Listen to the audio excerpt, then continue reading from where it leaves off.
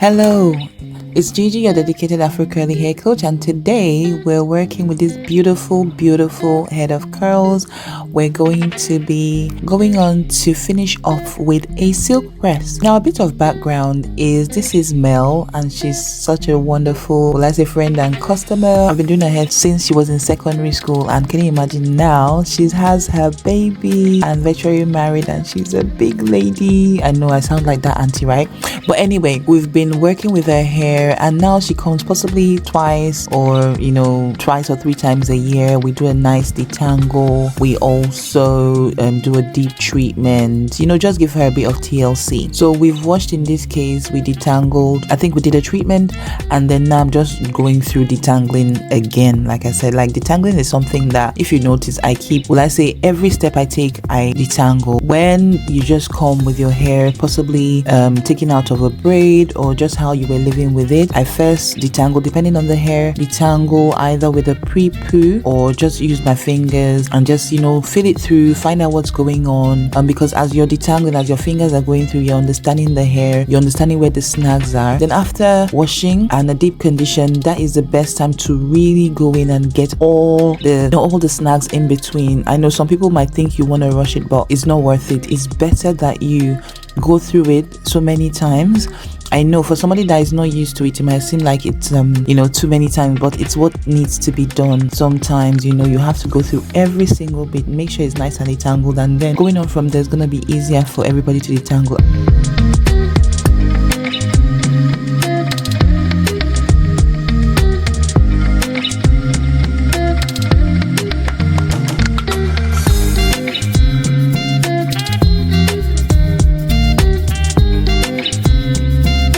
And see, not much breakage, you understand? It's not even breakage, it's actually the hair that has been shed. So we've rinsed out, we've combed back, and now we're going to go into a blow dry, and it's so much easier to get through the curls now.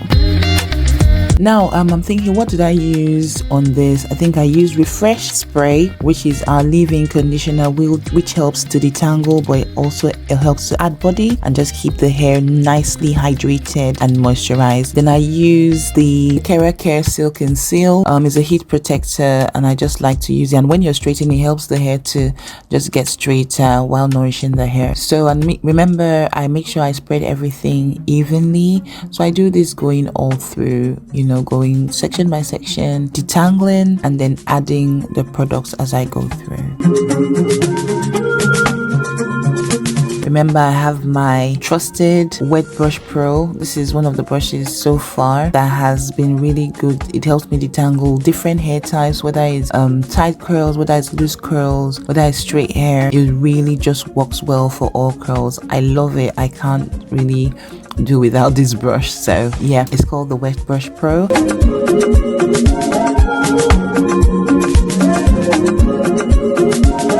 And the next one I use, this is my blow dry brush. That one is by Tangle Teaser. So it's a 10ml blow dry brush. So it just helps the hair to, when you're blow drying, it has some stuff made in it that helps the hair to blow dry, easier and smoother. And then that's just me straightening the hair. And there are different methods, like if you really want to know how to go through the silk press and everything I've done, because with this one we've had to fast forward it. That's a bit of Kera Care leave-in conditioner, just because I felt her tips were dry. Some people don't like to use any of this kind of products, but whether you're doing silk press or not, and even if you have done a deep condition before, you still have to see what the hair feels like in between. Yes, we want a lot of movement, and the less product you use, the more movement you have. But we want movement, but we also have to think of hair health in the end. My Kera Care is also heat protectant, and I use that after I've blow dried most of it, and when it's like 80% dry, I cannot use that, and that gives it a nicer finish. So you can see that depending on the hair, like some curly hair are easier to, faster to blow dry, and some others you would have to do more. Like with Mel's hair, I believe we have porous hair, and once the hair is porous, you have to just do a little bit more, because sometimes it wants to tangle in on itself. If the hair has split ends as well, that might be an issue for you.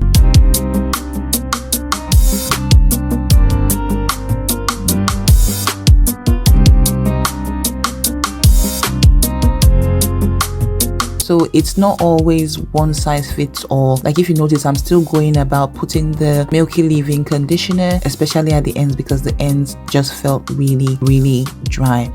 But there's a system to how to put these things and why you actually do that. So if you would want to know more about exactly how and why I do some of these things, please go to the website or look in the description box and we'll have it there where to go. I do courses on how to manage Afro curly hair in all its beautiful and versatile ways. So I don't just work as like a curl specialist. I am an Afro hair specialist who has been working with Afro curly hair for over 14 years. And the thing about me is I'm a versatile Afro hair specialist in the sense that I do braids, I do weaves, I'm a loctician as well. So like for me, I believe that it takes a while to be able to get this kind of knowledge and practice and experience. But we also want to have it that anybody that comes into your chair, you're able to handle them. So it's not like, oh, I want my curls defined and that's the only thing you can do. And if that's your specialty, that's fine. But we also have Afro hairdressers that need to be proficient in different parts of handling Afro hair and different curl types, no matter whether the porosity is high or low. So understanding all these things, and unfortunately I can't say it's easy because there's a lot of information, so it needs a lot of practice, it needs a lot of experience, and that has been one of the things that has been an issue for me. How do I pass on all this, let's say, knowledge and experience? They just seem so much to pass on because you have the really tight curls, you have the looser curls, and all curls, but they have little differences that you would have to know about to be able to work with them.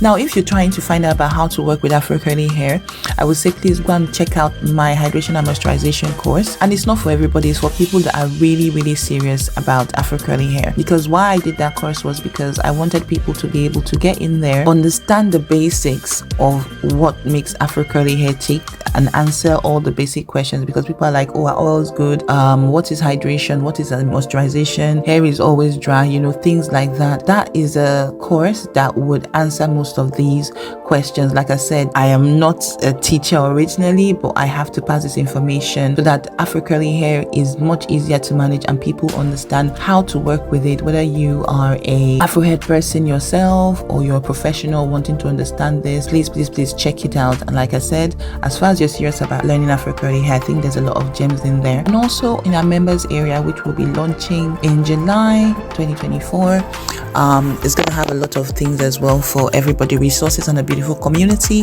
where you can do a lot. So yeah, right now we're still blow drying and yeah, loads of things going on. Detangling as we're going on, making sure we're spreading the product evenly, because that's another thing I see with people just put products, and because sometimes the hair is very dense, they just, you know, it just accumulates in one area. So please remember that once you're using products, you want to make sure that your products are spread nicely and evenly, because that gives you a better result. So going on from here, like I said, if you want the, will I say, advanced or extended of this, there's so much information here on how to silk press, how to blow dry Afro curly hair, how to cut Afro curly hair. Please contact us, the links are below, and yeah, I'll be really happy to help you and get you started on your journey.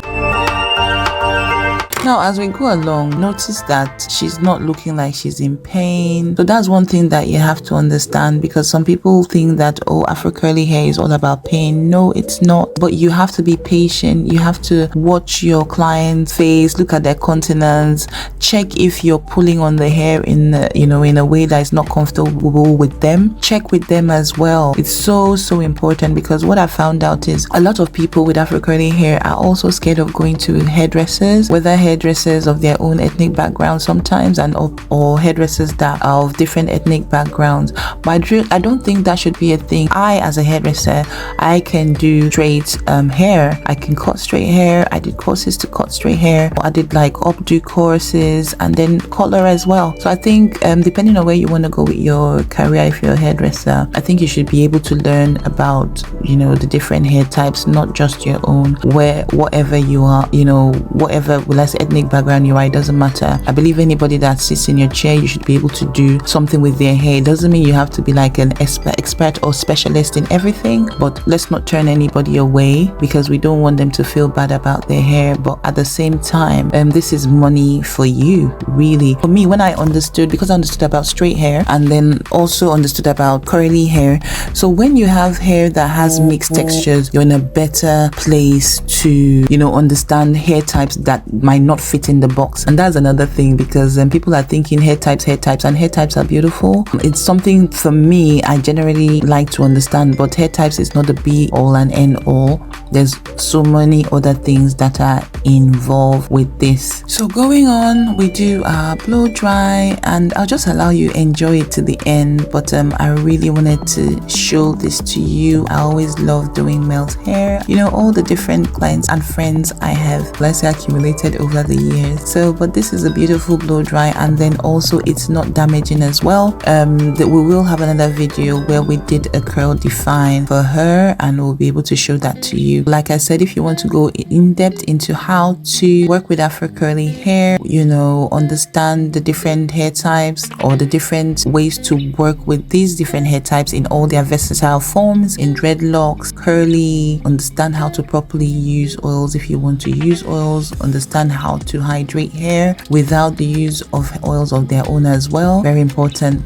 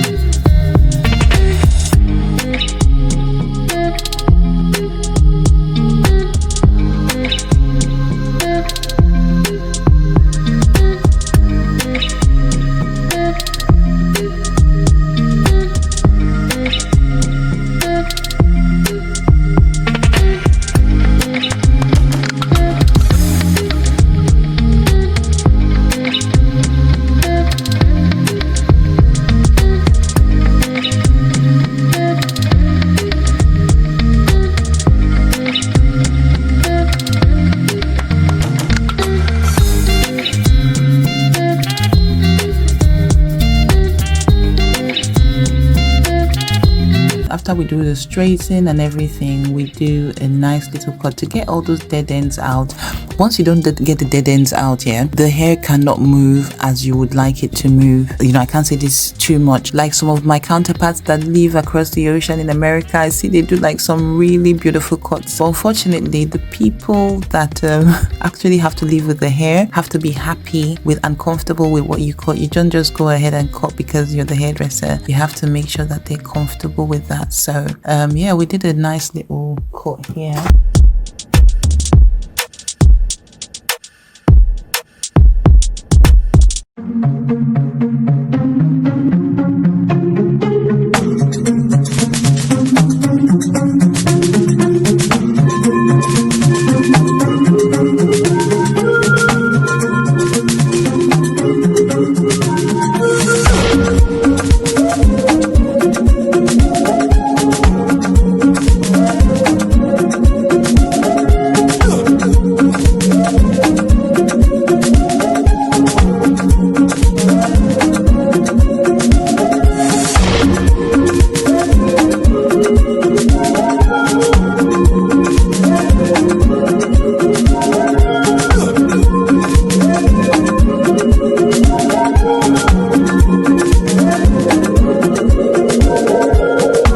And I'm still making sure, like some people think, oh, the shorter hairs you don't cut, but you do still cut them. I'm not taking a lot out, but I'm just making sure that I'm just getting the little bits out. And this part is called dusting, where I'm making sure that those little bits that are in between the hair, I can just try and get them, because those are the killers that really snag in between. So dusting is a really good one.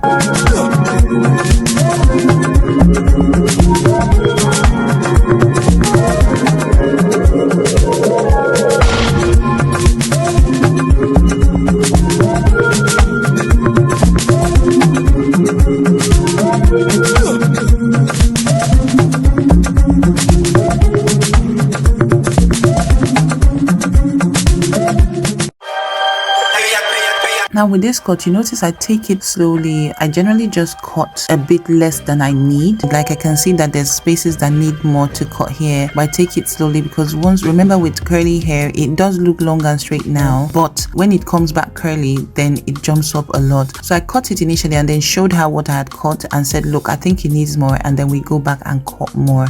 That way the client is not panicking that you're gonna cut, because cutting, yes, is good, but you have to also carry your client along. So now I've done the proper cut where we've taken off most of the really bad annoying hair, but that was with the go ahead from my client.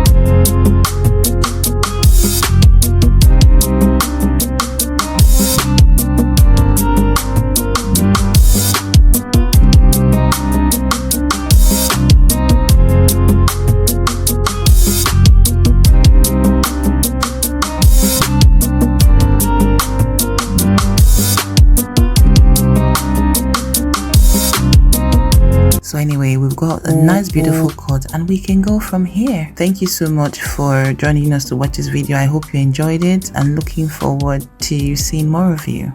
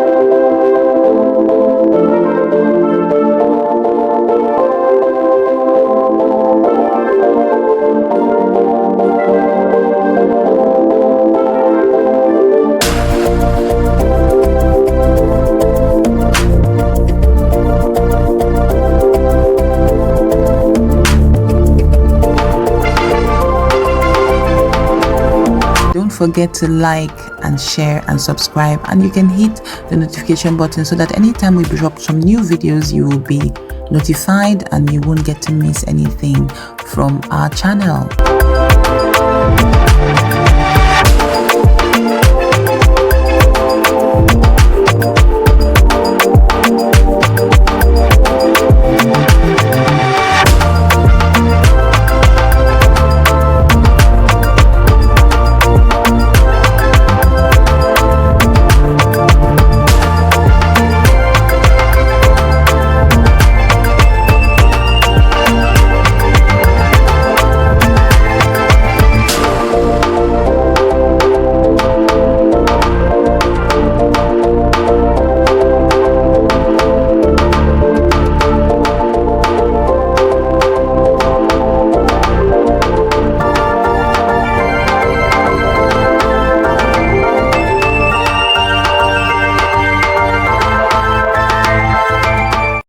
wow, look at the end results, look at the movement. Like, this is why I do what I do.